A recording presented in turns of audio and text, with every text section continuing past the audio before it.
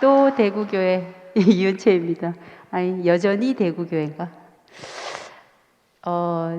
이열래 목사님을 비롯해서 누구든지 이 앞에서 마이크를 잡고 이야기를 하는 사람은 꽃다발과 돌무더기와 동시에 받는 것을 각오하셔야 됩니다. 그게 당연하다 생각해야 될 것 같아요.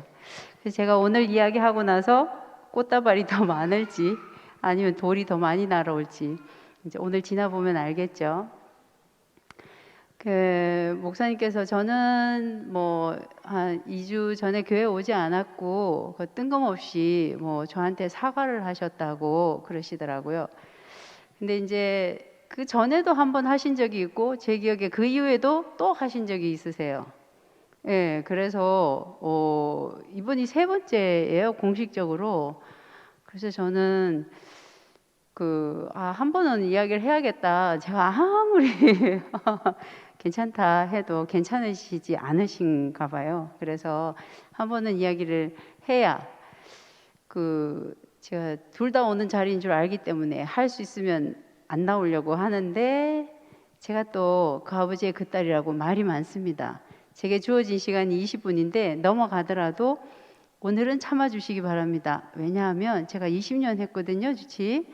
여러분들이 여기서 목사님을 누릴 때는 저는 저 뒤에 그때는 내가 지쳐가지고 앉아 있었고 목사님께서 편찮으시면 저는 내 직장 생활을 하고 난 그 다음 시간에 거의 에브리데이 목사님 댁에 가서 11시 넘어서 집에 가면서 졸다가 차를 박을 뻔한 적도 정말 많았습니다.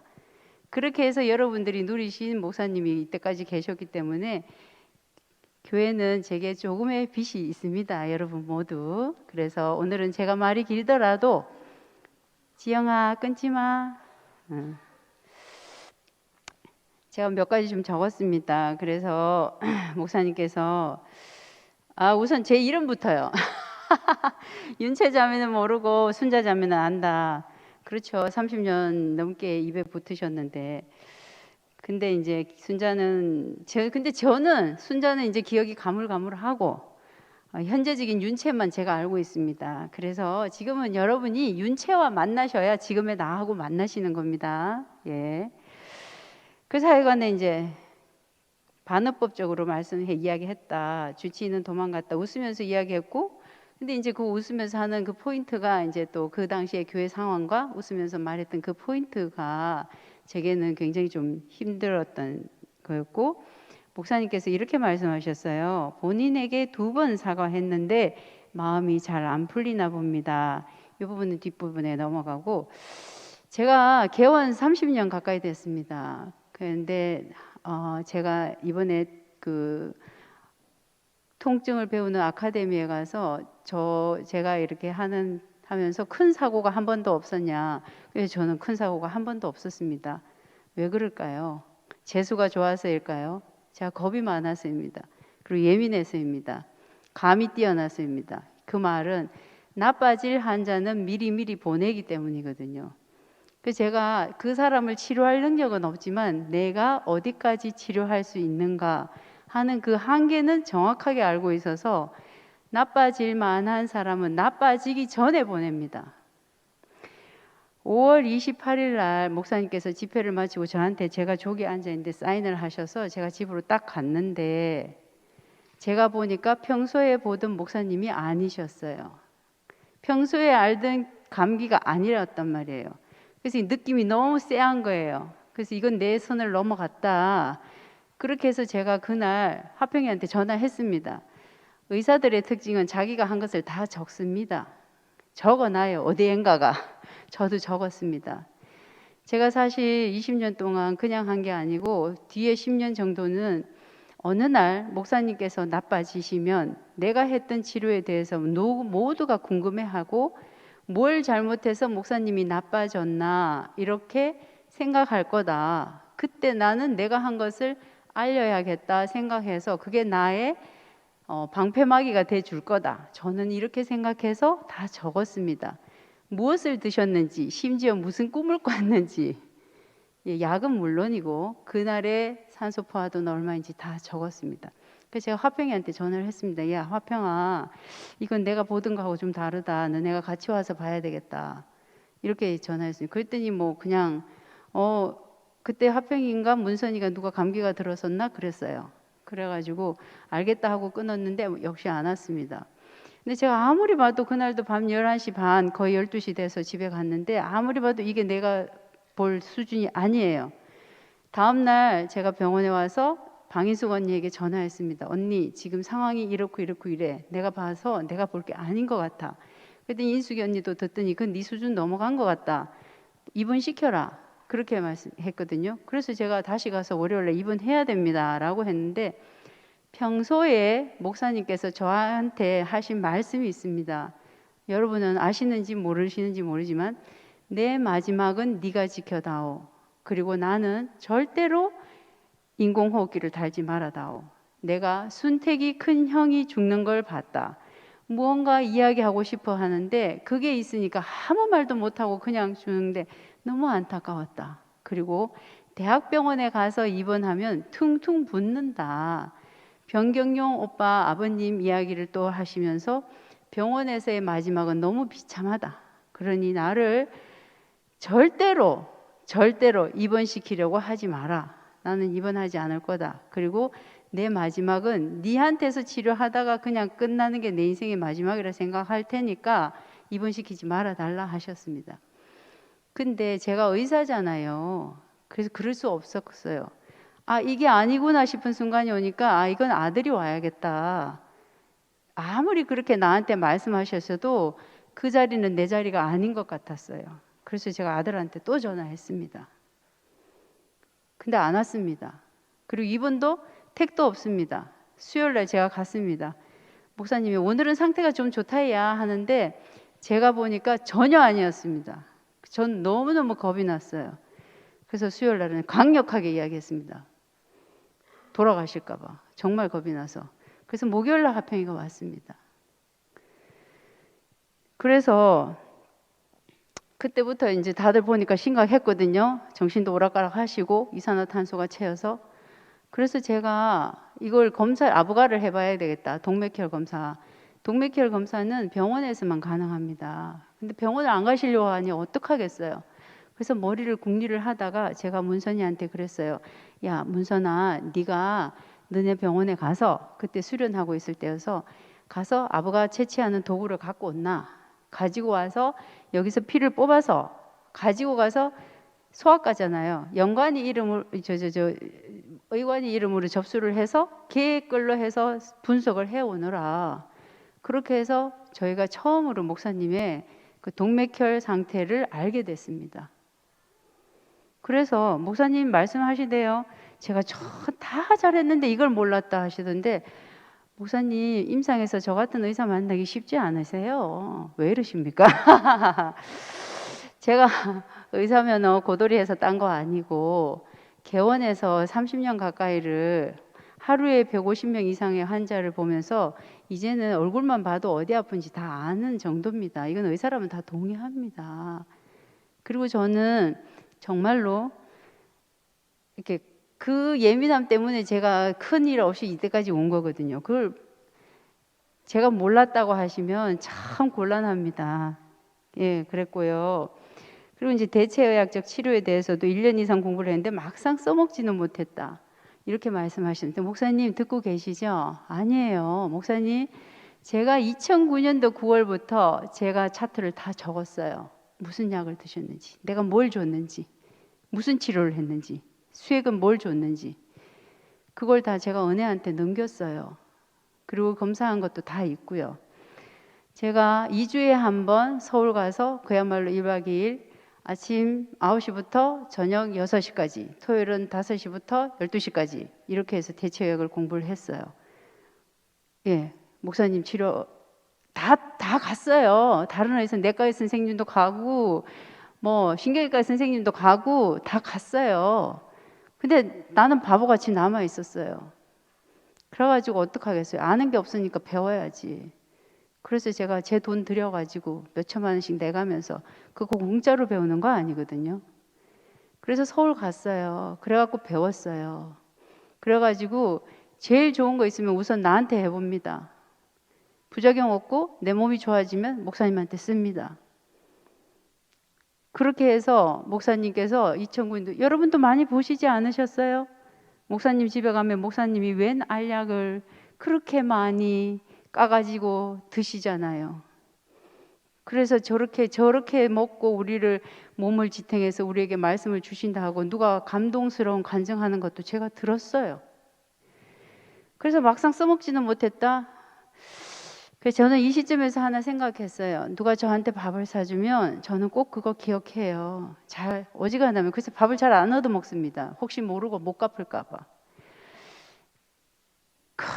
근데 목사님 그 10년 이상을 그 약간 비싸거든요. 저희 엄마한테도 똑같이 제가 드렸어요. 우리 엄마는 자식이 돈 버는 거 아치러워서 아침 저녁 안 드시고 하루에 한 번만 드셨어요. 아무리 잔소리해도 안 되더라고요. 이거 부모라면 다 그 마음 아시리라 믿습니다. 근데 목사님 아침 저녁 드시면서 안 써먹었다? 그게 뭐 그럴 수 있어요. 기억이 가물가물 하시대잖아요. 근데 저는 목사님 제가 살아보니까 그렇던데요. 은혜를 아는 세계가 내게 풍성했어요. 그 은혜가 기억나는 세계가 내가 행복했어요. 목사님은 그렇게 먹었던 그 시절은 다 까먹었구나. 목사님의 세계 안에 은혜가 3분의 2쯤은 사라지셨나? 나하고 관계된 거에? 예, 그건 내 손해가 아니고 목사님 손해다. 이런 생각이 들었어요. 목사님 드셨거든요. 예. 그리고 다음에 이제 제가 순천향에 갔던 이유. 왜 순천향을 갔나? 그래도 목사님은 화평이가 와도 입원을 안 하려고 하셨어요. 그래가지고 설득을 했습니다. 그랬더니 조건을 거셨어요. 너하고 화평이가 나를 돌볼 수 있는 병원에 넣어달라 그럼. 그래서 대학병원이 아니고 그 병원은 화평이가 알아왔어요. 내가 너무너무 감사하더라고. 나는 알 길이 없었거든요. 벌써 병원 떠난 지가 20, 30년 되니까 내 동기들은 다 뭐 거의 나가고 없었거든요. 우리 교수님들은 다 은퇴하셨고. 그래서 순천향을 가게 됐죠. 그거는 화평이하고 문선이가 정말 백방으로 뛰어서 그렇게 한 거예요. 그리고 타이밍. 왜 하필 제가 손을 떼게 됐나? 제가 며칠을 화평이가 목사님한테 있으면서 화평이하고 목사님은 제가 보기에는 아마 화평이 철들고 처음으로 그렇게 아버지와 아들로 진하게 만나는 것 같았습니다. 제가 보니까 너무 마음이 좋더라고요. 그 마지막 순간에 그렇게 만나지 못하면 어떻게 하나 그렇게 생각했거든요. 그래서 제가 아무리 나한테 그렇게 유언을 했어도 이 자리는 내 자리가 아니구나. 그래서 제가 화평이한테 아버지는 나한테 이렇게 얘기했다. 그러나 네가 결정해라. 그리고 저는 화평이한테 맡기고 뒤돌아서 나왔고, 화평이가 잠시 망설인 이유가 그렇게 나한테 이야기를 들었기 때문에 잠시 망설였다가 마지막 순간에 결정적으로 인공호흡기를 달게 된 거거든요. 그랬기 때문에 저는 그때부터는 너무 사공이 많으면 배가 산으로 가잖아요. 그래서 제가 나는 이제 내가 화평이하고 은혜한테 이렇게 얘기했습니다.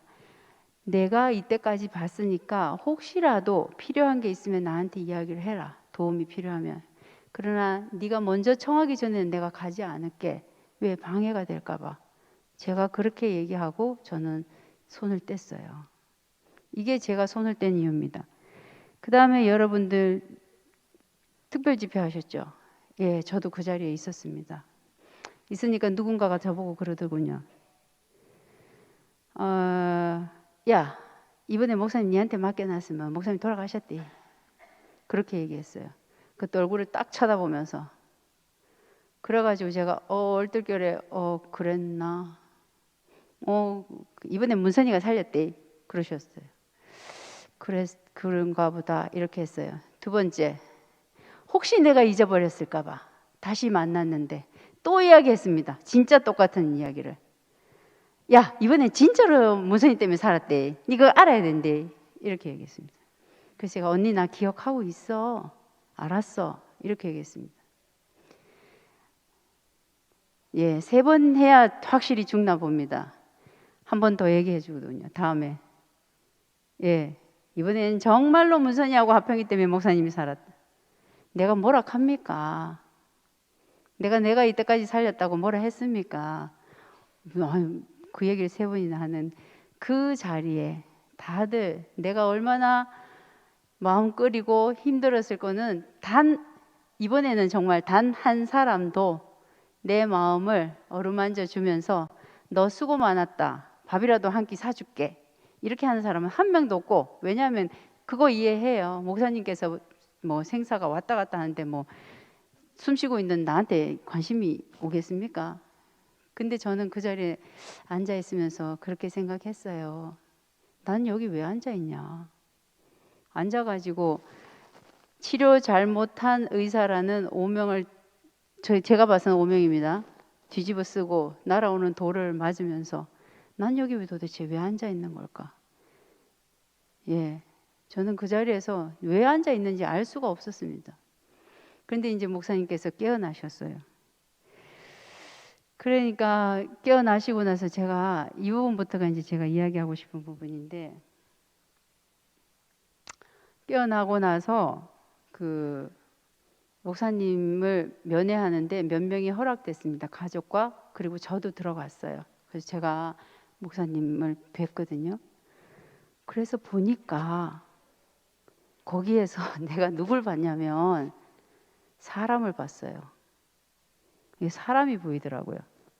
그때 제가 알았어요. 아, 사람은 특별해서 하나님이 선택한 것이 아니고 하나님이 선택했기 때문에 특별해지는 거구나.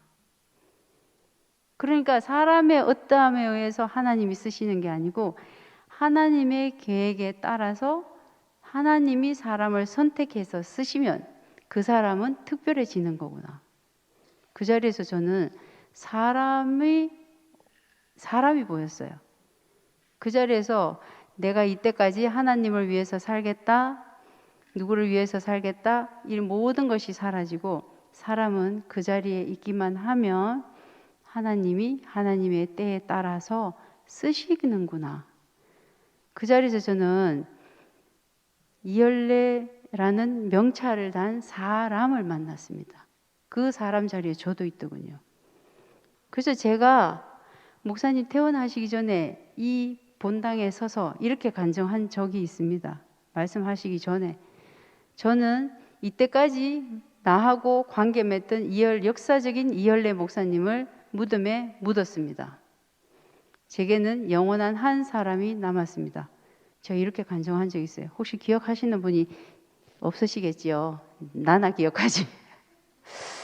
예, 그렇게 했어요. 그리고 그 다음에 목사님께서 나오셔가지고 그래도 저도 사람인지라 여러분 사람은 귀로 듣는 것뿐 아니고 마음을 보는 눈도 있어요. 어떻게 생각하는지 저 사람이 나 좋아하는지 싫어하는지 걔도 아는데 사람이 그거 모르겠습니까? 그런 분위기에서 제가 정말 불편하지만 갈 데가 없어서 왔던 교회 사람들의 시선은 참 차갑기도 하고 아이고 너도 별 수 없구나 하는 그 시선 더하기 뭐 여러 가지 복잡한 아유 그동안 애썼다 하는 시선도 물론 있었습니다. 예, 그런 상황에서 제가 저 뒤에 있는데 목사님께서 그렇게 말씀하시더군요. 아 이번에는 선희 자매도 너무 고생했고 문선이가 결정적인 역할을 했고 화평이도 애를 많이 썼다. 그렇게 하시고 웃으시면서 주치의는 일찌감치 도망갔다. 이렇게 하시더군요. 저는 정말 자리에 앉아가지고 버킷 뭐 얼음물 뒤집어 씌우기 하는 거, 야, 그거 진짜 실감나대요. 머리에 있던 피가 발로 그냥 순식간에 내려가더군요. 근데도 제가 거기 있었어요. 아휴, 참 바보같이. 근데 그런 시간들이 제게 지나고 나서 제가 한 가지를 알게 됐습니다. 사람은 근데 목사님이 누구예요? 제가 진짜 갈 데 없을 때, 진짜 나는 사람 얼굴을 똑바로 쳐다보지 못할 때, 나라는 사람을 만들어준, 창조해준 분이셔요. 근데 지금 나한테 한 걸 보면 치료받고도 안 받았다, 약 먹었고도 안 했다. 제가 지금도 가슴을 치면서 후회하는 거 딱 한 가지가 있습니다. 우리 엄마보다 목사님을 더 소중하게 여긴 거, 더 많이 섬긴 거, 그건 제가 진짜 가슴을 치고 후회해요. 이거 하나 빼고는 그런 섬김을 나한테 받고도 그걸 다 잊어먹고, 이건 도대체 뭐지? 나한테는 아버지인데 그때 제게 문득 정말 하나님이 은혜를 주셔서 이걸 알게 됐어요.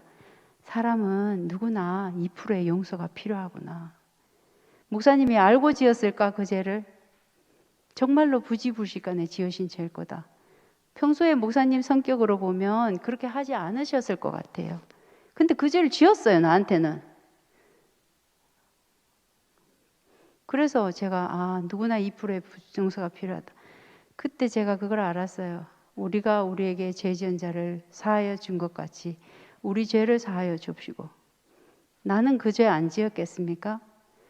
제가 여기에 서 있는 것은 내가 모르는 죄를, 그러나 그에게는 돌이 되었던 그 죄를 누군가가 사람이니까 그럴 수 있지라는 그 마음으로 나를 용서해 줬기 때문에 제가 오늘 이 자리에 서 있는 겁니다. 그래서 다 같이 용서받고 용서해야 하는 사람 입장에서 그럴 수 있다. 그리고 사람은 다 그렇다. 이렇게 하고 나니까 제가 그 암흑에서 제가 벗어났어요. 그리고 알고 보니까 많이 용서 안 해도 되더라고요. 그 사람의 일부만 용서하면 돼요. 2%만 용서하면 되잖아. 그래서 저는 목사님한테 그 2%를 제하고 나니까 나도 2% 제해서 그 사람들이 나한테 얼굴 웃어주는 건데 내가 못 웃을 일이 뭐가 있습니까? 그 이후로 저는 제가 사는 세계가 달라졌습니다. 그 말을 했던 사람은 이름 밝혀도 되는지 모르겠지만 규순이 언니예요.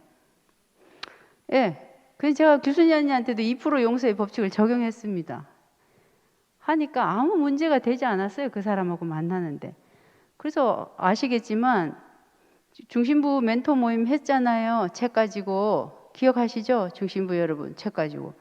저 규순이 언니하고 같이 멘토링 해가지고 그 모임도 참석하고 은혜도 나누고 했어요. 많이 용서 안 해도 되더라고. 근데 살다 보니까 한 20%쯤 용서해야 되는 사람도 있더라고. 너무 심하게 그 사람은 아직 세월이 좀 지나야 이게 하나로 만나지고요. 그건 그냥 내 일이 아닌 것으로 조금 기다리고 있습니다. 예, 그렇게 하고 있어서 저는 그걸 하나 알고 나니까 그 사람의 작은 부분을 가지고 그 사람 전체를 이야기하는, 그래서 그 사람을 잃어버리는 그런 정말 어리석은 일은 하지 않게 됐습니다. 이걸 알게 된 것만으로도 그 일은 내게 너무 큰 선물을 주고 간 일입니다. 제가 그래서 목사님께서 처음 사과하신다고 하셨을 때 제가 분명히 가서 이야기했습니다. 목사님 사과하지 않으셔도 됩니다. 저는 그 일로 하나님께 너무너무 은혜를 많이 받았습니다. 제가 사는 세계가 확 넓어졌습니다. 그러니 그거 부담 가지지 마시고, 모르시고 목사님이 아시고 그랬겠냐고, 모르고 한 거 나도 그런 죄 많습니다. 그러니 우리 서로 선수끼리 그러지 맙시다. 그래서 평안히 돌아가십시오. 저는 전혀 염두에 두지 마십시오. 이렇게 말씀을 드렸거든요. 근데 그게 미흡했나 봅니다. 그 다음 또 사과를 하셨습니다. 뜬금없이 또 사과를 지난주에 했습니다. 이제 이쯤 되면 제가 오해를 아니할 수 없습니다. 남자가 바람을 피웠습니다. 예, 여자한테 뭐라고 합니까? 여보 미안해. 정말 미안해. 여자가 그래. 근데 또 미안하다 합니다. 근데 여자가 화가 풀리잖아요. 또 미안합니다 합니다.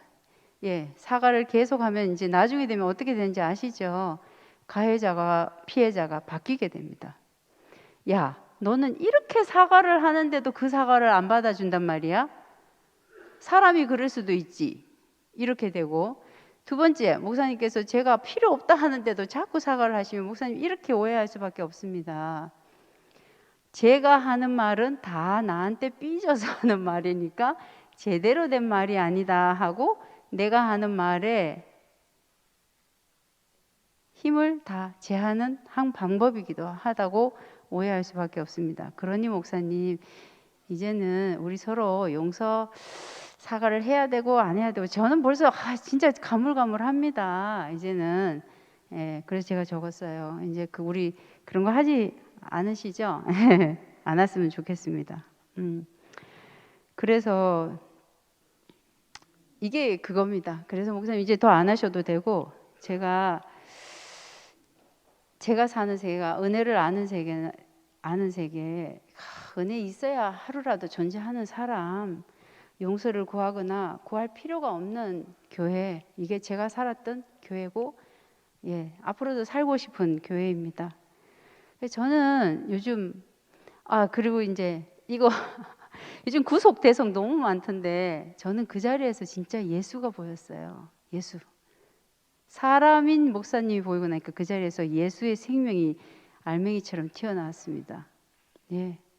그래서 저는 근데 이제 목사님께 한번 갔더니 이게 너무 중요하다. 나한테는. 나는 있는 힘을 다해서 이걸 다 얘기할 거다. 그래서 제가 그랬습니다. 목사님 실컷 하시라고. 아유, 저도 모릅니다. 저도 그 상황이 돼서 저도 그렇게 될지. 그러나 그것을 제게 하라고 말씀하시는 것은 문제가 될 소지가 많습니다. 예, 목사님 연기 나는 복음을 퍼뜨리니까 사람이 타고 있습니다. 전 그렇게 얘기했거든요. 그래, 구속. 제가 오해한 건지도 모릅니다. 이거 교회 앞에서 제가 공식적으로 한번 물어봅니다. 목사님께도 묻습니다. 십자가에 못 박힌 예수 안에서 내가 그 사람이 나의 대표자이구나. 그는 이름만 예수였지 그 사람은 영원한 한 사람이구나. 이 안에서 그걸 이 안에서 그 예수라는 이름을 가진 사람이 죽었기 때문에 예수라는 이름을 붙이는 거죠. 예. 거기서 발견되는 게 나는 구속이라고 이렇게 알고 있었는데, 지금 보니까 그건 대속. 현재적으로 살아있는 목사님의 영으로, 이거 분명히 누가 교회 앞에서 간증했죠. 영으로 거듭나야 구속. 이렇게 얘기하시고 이걸 노선이 다르다 이렇게 말씀하시면, 네 목사님, 저는 목사님하고 노선이 다릅니다. 제가 아는 구속은 예수 안에서 발견되는 것. 목사님도 그 안에 계신 걸 제가 봤습니다. 그냥 한 사람이 있었을 뿐입니다. 하나님이 지명하여 특별히 쓰신 한 사람, 하나님이 준비하여 우리 앞에 구원자로 보내신 한 사람이 있었을 뿐이었습니다. 그 자리에서 만난다면, 그걸 구속이라 하신다면 저하고 목사님은 노선이 같고, 나로 인해서 나야 한다, 특별히 이혈래 목사님의 영으로 거듭나야 한다고 하는 누구의 말처럼, 그렇다면 저는 목사님하고 노선이 다릅니다. 근데 제게는 사실 신못 띄고 신못 내고 별로 중요하지 않습니다. 진짜로. 저는 그걸 알거나 모르거나 저는 여러분이 중요합니다. 난 여러분이 너무 소중해요. 제가 그래서 뭐 나한테 알아라고 강요하는, 사랑은 좋아하는 걸 주는 것도 사랑이지만 싫어하는 걸 하지 않는 것도 사랑입니다. 자식 키워보니까 그게 참 중요하대요. 예. 그래서 저는 뭐 그래도 어쩌겠습니까? 저는 그 상태로도 그냥 교회에 살았습니다. 나한테 대한 그런 오해, 제 입장에서 봐서는 오해입니다. 그런 오해를 가지고도 저는 이 교회 안에서 그런 눈총을 받아도 사람이 어쩔 수 없던데요. 그래도 살아야지 뭐 어떡하겠습니까? 사는 데는 약간의 비굴함이 필요하더군요. 내가 막 그거 다 밝히고 막 속 시원하게 막 이렇게 살고 싶었는데, 그렇게 하면 너무 많은 사람들하고 씨름해야 되고, 생각해 보니까 내 삶의 시간이 너무 아까운 거예요. 사실 오늘 이 시간도 저는 별로 달갑지 않은 시간입니다. 내가 왜 그냥 가만히 놔뒀으면 저는 그냥 오해받은 채로 그냥 평생 이렇게 살아도 아무 문제 없습니다. 뭐 오해는 예수가 더 많이 받았는데 뭐 그 정도 오해 가지고, 오해는 뭐 별로 문제되지 않는 세계를 제가 만났거든요. 제가 살고 있거든요. 내 앞에 오는 한 사람이 소중한 이 세계에 내가 살고 있습니다. 그래서 여러분과 함께 이 자리에서 5년이 될지 10년이 될지 하나님의 허락하심이 어디까지가 될지 내일 교회가 어떻게 될지 지나간 과거로 괴롭힘 칼로 나 자신을 찌르지 않고 오지 있지도 않은 제가 며칠 전에 54세 된 아줌마가 그냥 죽었어요. 고혈압도 없고 당뇨도 없고 건강한데 아침에 눈 뜨니까 죽었대. 왜 죽은지 아무도 몰라요. 부검도 했습니다. 근데 원인이 없어요. 그래서 그 사람의 하는 말이 그 환자분 외숙모였거든요. 선생님, 사람은 파리보다 못한 것 같아요. 파리는 눌러야 죽는데 사람은 가만히 있는데도 죽네요. 그러고 보니 그렇더라고요. 저는 제가 진짜 목사님도 나 언제 죽을지 모른다 하시면 저도 제가 진짜 환자를 많이 보다 보니까 진짜 요즘엔 바쁘다 보니까 가끔씩 진짜 심장이 쫄 때가 있어요. 예. 근데 검사하면 괜찮대요. 그래서 제가 있잖아요. 심장이 쪼일 때는 답이 없어요. 내가 여러분께 말했던 니트로글리세린을 내 혀 밑에 넣어도 그 쪼임이 없어지지 않아요. 그게 지금 현재 내 상황이거든요. 검사는 다 괜찮대요. 그래서 저는 오늘도 내 이 이야기가 내 마지막이 될 수도 있는데 저는 여러분이 아는 신무띠 복음, 구속의 복음 넌 모른다 하시니까 전 모릅니다. 그러나 내가 아는 건 나는 지금 그걸 아는 여러분도 내게 소중하고 모르는 여러분도 내게 너무 소중하다는 거. 저는 여러분을 사랑합니다. 나만큼. 그리고 두 번째 하나만 더 얘기하고 마치겠습니다.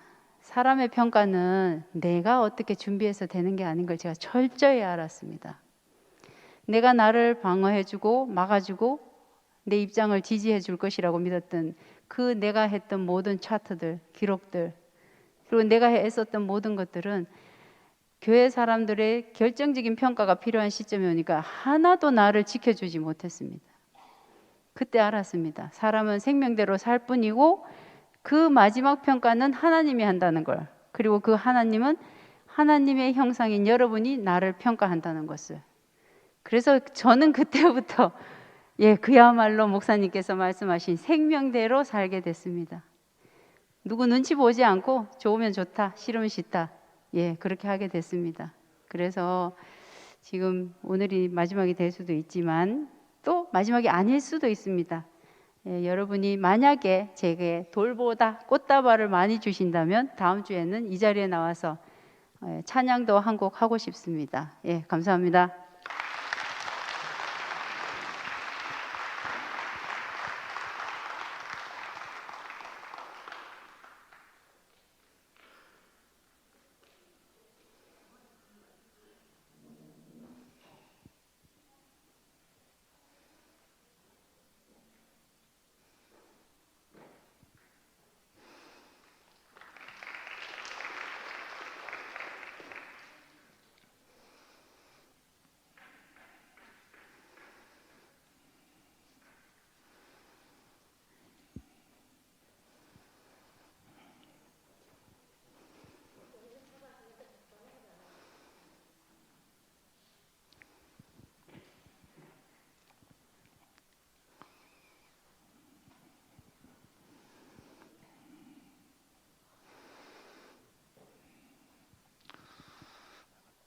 저희는 이번에 목사님 말씀하신 거는 전화 한 통화 한 적도 없고 바란 것도 아니에요.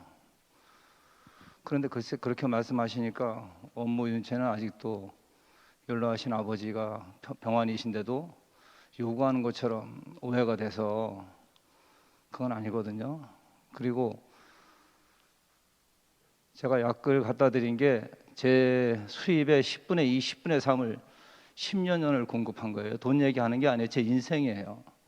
그리고 저는 18년도에 십자가에서 못 내린 예수의 복음을 깨닫고 3일간 울었던 사람이에요. 그 복음을 깨닫고 더 아무것도 아닌 게 되고 내가 더 할 말이 없는 사람이 되고 더 비천한 계집종이 되고 내 인생이 목사님 아니면 시작부터 없었구나. 저는 75년대 목사님 만나서 처음에 임마누엘도 보였고 나의 영원한 아버지고 나의 창조주고 지금도 목사님 개인적으로 만나면 저는 아버지라고 부릅니다.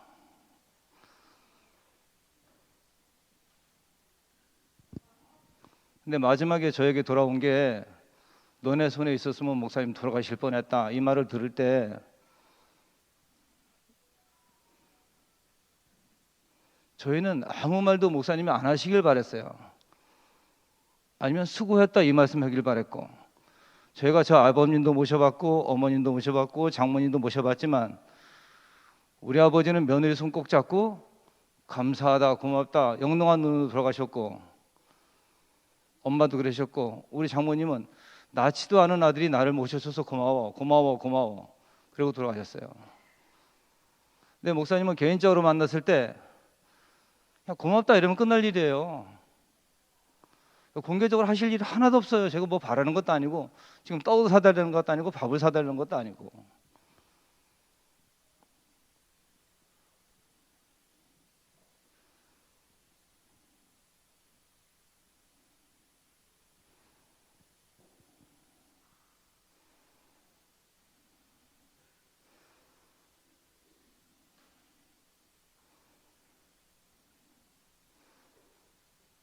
저는 목사님 찾아뵀을 때, 제가 10년 전에 장패소 갔을 때 목사님 처방 아니었으면 죽었습니다 그 고백을 했어요. 실제 상황이고.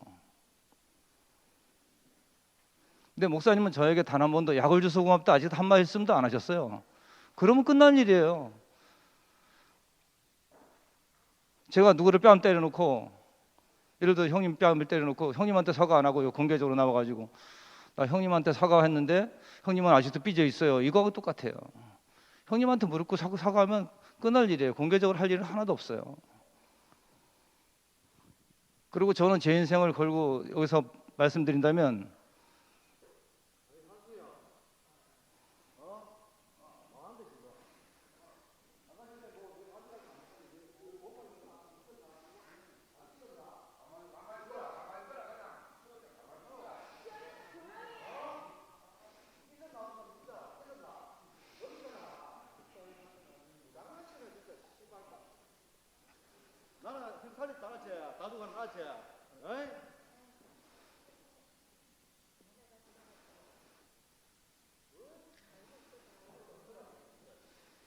예, 감사합니다.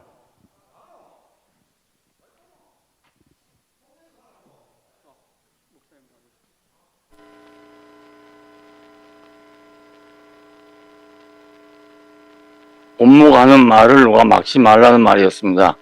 업무형 이제 더 나와서 얘기해요. 예. 내가 저 뒤에서 뭘 하기에 내가 그 말을 좀 하지 말고 말하는 업무 말을 더 들으란 말이었는데 업무가 더 들어가 보네.